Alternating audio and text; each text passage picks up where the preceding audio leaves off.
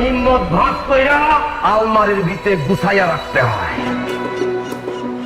Bangla web series মানেই নতুন কিছু, যার ভেতরে রয়েছে অন্ধকার, কুসংস্কার, অপরাধবোধ আর অতিপ্রকৃত ভয়। তাই আমি আপনাদের জন্য এমন কয়েকটি বাংলা ওয়েব সিরিজের নাম তুলে ধরবো যেগুলো একজন ওয়েব প্রেমের জন্য মিস করা একদমই ঠিক নয়। তাহলে চলুন শুরু করি আজকের ভিডিও। বাজার মালটা কেমন, দেশি না বেদেশি? 9 নম্বর বলি একটি বাংলাদেশি ডার্ক কমেডি ও ক্রাইম ঘরোয়ানা জনপ্রিয় ওয়েব সিরিজ। এখানে হিম্মত ভাগ কইরা আলমারির ভিতরে গুছাইয়া রাখতে হয়। আইনহীন দ্বীপ সেরাদিয়া, যেখানে ক্ষমতা আর প্রতিদ্বন্দ্বিতার নিষ্ঠুর খেলায় শেষ কথা। সেরাদিয়া দ্বীপ শাসন করে অপরাধ সম্রাট সেরাদিয়া। তার বন্দুকধারী বাহিনী আর নির্দয় শাসনের দ্বীপটি পরিণত হয়েছে এক ভয়ঙ্কর অরাজক ভূমিতে। অন্যায় ন্যায় সবকিছুই এখানে অর্থহীন। তখনই একদিন স্মৃতিশক্তি হারানো, গুরুতর আহত এক রহস্যময় অপরিচিত ব্যক্তি ভেসে আসে এই দ্বীপে। স্থানীয় পতিতালয়ের বাসিন্দারা তাকে সুস্থ করে তোলে এবং তার নাম দেয় রুস্তম। কিন্তু কে এই রুস্তম? কাকতালীয় নাকি নিয়তির ডাকেই কি তার আগমন? সে কি পারবে সোহরাবের সন্ত্রাসের রাজত্বের অবসান ঘটাতে, নাকি ইতিহাস আবার নিজেকে পুনরাবৃত্তি করবে? জানতে হলে এই সৃষ্টি দেখতে হবে। আমি সোহরাব কোম্পানি, নিজের ভাগ্য নিজে লেখি, অন্য কেউ লেখে না। ব্ল্যাক মানি হলো রায়হান রাফি পরিচালিত একটি বাংলাদেশি ওয়েব সিরিজ, যা মুক্তি পেয়েছে বঙ্গতে। মালটা কেমন, দেশি না বেদেশি? হ্যাঁ, গল্পের শুরু হয় গভীর রাতে, যখন একটি ট্রাকে হাজার কোটি টাকার অবৈধ অর্থ হোটেল ঝিলিকে পৌঁছায়। খবর ছড়িয়ে পড়ে অপরাধী জগতে এবং একে একে ভয়ঙ্কর সব চরিত্র ব্লেড মিজান, বাইত্তা মাসুম, বোম জামাল এবং বেনসন জুনায়েদের নেতৃত্বে মাঠে নামে টাকা দখলের জন্য। রক্তক্ষয়ী সংঘর্ষ, বন্দুকের গুলি, বিশ্বাসঘাতকতা ও বেঁচে থাকার লড়াই শুরু হয়। ঠিক তখনই পুলিশ পৌঁছে ট্রাক আটক করে এবং ধীরে ধীরে এমন তথ্য প্রকাশ করে যা পুরো ঘটনাকে আরও জটিল করে তোলে। এক চরম টুইস্ট পুরো গল্পকে উল্টে দেয়।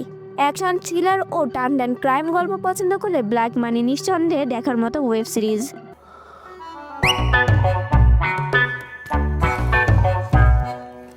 7 নম্বরে রয়েছে বরফ কলের গল্প। বরফ কলের গল্প শহীদ উন নবী পরিচালিত একটি থ্রিলার ঘরোয়ানা ওয়েব ধারাবাহিক।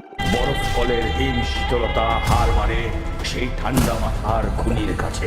এই সিরিজে কুখ্যাত সন্ত্রাসী এরশাদ শিকদার এর আদলে নির্মিত চরিত্র নওশাদ। এর ভূমিকায় অভিনয় করেছেন বাংলাদেশের জনপ্রিয় অভিনেতা আনিসুর রহমান মিলন। নওশাদ একজন ভয়ঙ্কর এবং শীর্ষস্থানীয় সন্ত্রাসী, একই সঙ্গে একজন ধারাবাহিক খুনি। কিভাবে সে অপরাধ জগতের সঙ্গে জড়িয়ে পড়ে এবং ধীরে ধীরে এক কুখ্যাত অপরাধ সম্রাটে পরিণত হয়, এই রক্তাক্ত উত্থানের গল্প নিয়ে নির্মিত হয়েছে বরফ কলের গল্প। 6 নম্বরে রয়েছে আয়নাবাজি। আয়নাবাজি হলো 2016 সালে মুক্তিপ্রাপ্ত একটি বাংলাদেশি অপরাধধর্মী থ্রিলার চলচ্চিত্র। ও রোজ এখানে গাড়ি নিয়ে আসে, আমাকে ভয় দেখায়।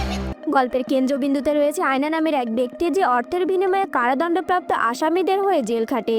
আয়নার জীবনে জড়িয়ে আছে তার বান্ধবী রিদি এবং ক্রাইম রিপোর্টার সাবেক প্রেম, আনন্দ, বেদনা ও আত্মসংগ্রামের টানাপোড়েনের মধ্যে দিয়ে অপরাধ জগতের অন্ধকার ছায়া এগিয়ে যায় চলচ্চিত্রটির কাহিনী। আয়নাবাজি কেবল একটি অপরাধ থ্রিলার নয়, একটি মানুষের পরিচয়, নৈতিকতা ও বাস্তবতার প্রতিফলন নিয়ে নির্মিত এক গভীর এবং চিন্তাশীল চলচ্চিত্র।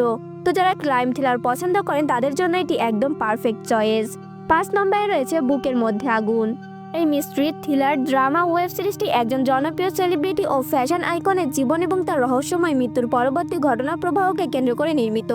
গল্পের পটভূমির সঙ্গে বাংলাদেশের কিংবদন্তি অভিনেতা সালমান শাহ এর জীবনের কিছু মিল রয়েছে। ঘটনার প্রায় 20 বছর পর সাফল্যের শীর্ষে থাকা সেই অভিনেতার মৃত্যুকে ঘিরে একটি ভাইরাল ভিডিও নতুন করে জনমনে আলোড়ন তোলে। আবারও উঠে আসে ন্যায়ের দাবি। প্রশ্ন জাগে, তিনি কি সত্যি আত্মহত্যা করেছিলেন, নাকি খ্যাতি উজ্জ্বল আলোর আড়ালে লুকিয়েছিল ভয়ঙ্কর কোনো সত্য?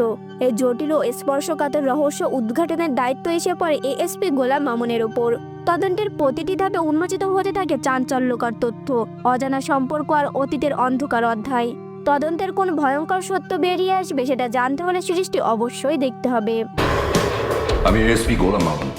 আসলে কেউ তোমার সাথে কাজ করতে চাচ্ছে না। আমি তো এখানে কাউকে এন্টারটেইন করতে আসিনি। 4 নম্বর গুনিন।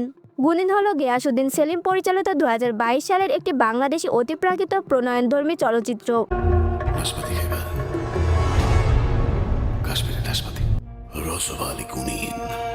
গল্পে দেখা যায় গ্রামীণ ওঝা রজ্জব আলী গুনিনের রহস্যজনক মৃত্যুর পর তার 2 নাতি আলী ও রমিজের মধ্যে শুরু হয় তীব্র দ্বন্দ্ব। তাদের বিরোধের কেন্দ্র হয়ে ওঠে রাবিয়া, কে পাবে তাকে। এই প্রশ্ন ঘিরে এই সংঘাত ক্রমশ জটিল হয়ে ওঠে। এর মধ্যেই বাড়িতে বিয়ের আয়োজন শুরু হলে একটি অপ্রত্যাশিত মৃত্যু সব আনন্দ ও প্রস্তুতি মুহূর্তেই থামিয়ে দেয়। উন্মোচিত হতে থাকে অজানা রহস্য ও অতিপ্রাকৃত ঘটনার ইঙ্গিত। শেষ পর্যন্ত কি হয় রাবেয়ার, কি অজানা রহস্য লুকিয়ে আছে এই মৃত্যুর পেছনে, জানতে হলে এই সিরিজটি আপনাকে অবশ্যই দেখতে হবে। 3 নম্বর সিন্ডিকেট। সিন্ডিকেট হলো একটি বাংলাদেশি ক্রাইম থ্রিলার ওয়েব ধারাবাহিক। আজকের মধ্যে শেষ করতে হবে। That's not the right way to do this. This is not the right way. Calm down, Adnan. Make Jisha leave. এটি মোট 7 পর্বে নির্মিত। দিনের আলোতে একটি ব্যাংকের ছাদ থেকে পড়ে গিয়ে মৃত্যু হয় রহস্যে ঘেরা এক ব্যাংক কর্মকর্তা জিসার। ঘটনাটিকে প্রাথমিকভাবে আত্মহত্যা মনে হলেও জিসার প্রেমিক এবং সহকর্মী আদনানের বিশ্বাস তা না। তার দৃঢ় ধারণা জিসাকে ঠান্ডা মাথায় পরিকল্পিতভাবে হত্যা করা হয়েছে। আদনান একজন আসপারগার সিনড্রোমে আক্রান্ত আইটি অফিসার। সামাজিক জটিলতা থাকা সত্ত্বেও তার বিশ্লেষণী ক্ষমতা অসাধারণ। জিসার মৃত্যুর রহস্য উদ্ঘাটনে সে ছুটে যায় এক অদৃশ্য কিন্তু শক্তিশালী সিন্ডিকেটের সন্ধানে। এই বিপজ্জনক অনুসন্ধানে তাকে সহযোগিতা করে তার সহকর্মী স্বর্ণা। ধীরে ধীরে উন্মোচিত হতে থাকে অপরাধ, ষড়যন্ত্র ও ক্ষমতার ভয়ঙ্কর জাল। জিসার মৃত্যুর পেছনে আসলে কার হাত রয়েছে জানতে হলে সৃষ্টি দেখতে পারেন। 2 নম্বর কারাগার। কারাগার হলো সৈয়দ আহমেদ শওকত পরিচালিত একটি বাংলা সাইকোলজিক্যাল থ্রিলার ও মিস্ট্রি ওয়েব সিরিজ। গল্পের কেন্দ্রে রয়েছে বাংলাদেশের একটি রহস্যময় কারাগার। এই কারাগারে একটি কক্ষ দীর্ঘ 50 বছরেরও বেশি সময় ধরে বন্ধ ছিল। হঠাৎ একদিন জানা যায় সেই কক্ষে বন্ধ রয়েছে এক বন্দী যে এখনো জীবিত। ঊর্ধ্বতন কর্তৃপক্ষ সেই সেলে প্রবেশ করলে তারা এক বোবা বন্দির সন্ধান পান। জিজ্ঞাসাবাদে সে জানায় সে 250 বছর আগে মীর জাফরকে হত্যার অভিযোগে বন্দী হয়েছিল এবং সময়ের পরিক্রমায় বিভিন্ন কারাগারে হস্তান্তর হয়েছে। এই অবিশ্বাস্য দাবি থেকে শুরু হয় এক গভীর রহস্য, ইতিহাস ও বাস্তবতার সংঘর্ষ যা দর্শককে ধরে রাখে শুরু থেকে শেষ পর্যন্ত। যারা এমন রহস্য ঘেরা গল্পে পছন্দ করেন তাদের জন্য এটি একদম পারফেক্ট। 1 নম্বরে রয়েছে দৌড়। দৌড় একটি জনপ্রিয় বাংলাদেশি ক্রাইম থ্রিলার ও ডার্ক কমেডি ঘরোয়ানা ওয়েব সিরিজ। সিরিজটি মোট 9টি পর্ব নিয়ে গঠিত। ধারাবাহিকের মূল ঘটনায় কেন্দ্র করে শুরু হয়েছে একটি গাড়ি। বিশিষ্ট ব্যবসায়ী রুহুল আমিনের গাড়ি চুরি হয়ে যায়। তিনি বিষয়টি পুলিশকে জানান কিন্তু বুঝতে পারেননি যে গাড়ির মধ্যে কিছু গোপন নথি রয়েছে যা পুলিশের হাতে পড়লে বিপজ্জনক হতে পারে। ঘটনার মধ্যে আরো উত্তেজনা যোগ করে জানা যায় তার সন্তান নিখোঁজ। পরে প্রকাশ হয় যে শিশুটি গাড়ির ডিক্কিতে লুকিয়েছিল।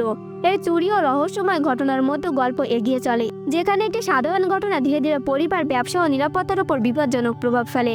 তাহলে কে বা কারা গাড়ি চুরি করেছিল আর কেনই বা করেছিল জানতে হলে সৃষ্টি দেখে আসুন। তো বন্ধুরা, আজকের ভিডিও এই পর্যন্ত।